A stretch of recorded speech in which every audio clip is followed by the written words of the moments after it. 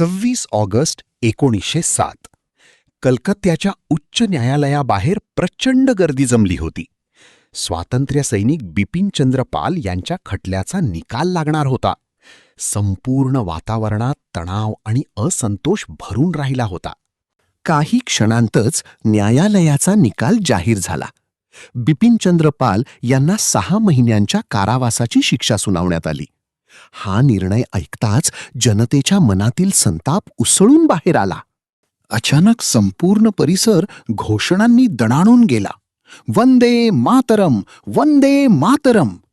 हा फक्त नारा नव्हता, तो भारताच्या स्वातंत्र्याचा मंत्र बनला होता. घोषणांनी संतप्त झालेल्या इंग्रज अधिकाऱ्यांनी निशस्त्र जनतेवर निर्दयी लाठीमार सुरू केला.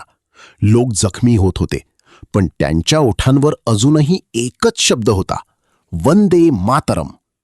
तेव्हाच गर्दीतून एक 15 वर्षांचा तरुण पुढे आला. त्याचं नाव होतं सुशील चंद्र सेन. त्याने एका गोऱ्या सर्जंटवर धाडसी हल्ला केला.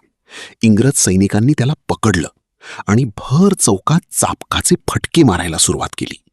पण प्रत्येक फटक्यानंतरही त्याच्या तोंडातून एकच आवाज येत होता, वंदे मातरम. सुशील चंद्र सेन यांच्या या अद्भुत धैर्याची बातमी संपूर्ण कलकत्त्यात पसरली. त्यांच्या शौर्याला लोकांनी सलाम केला.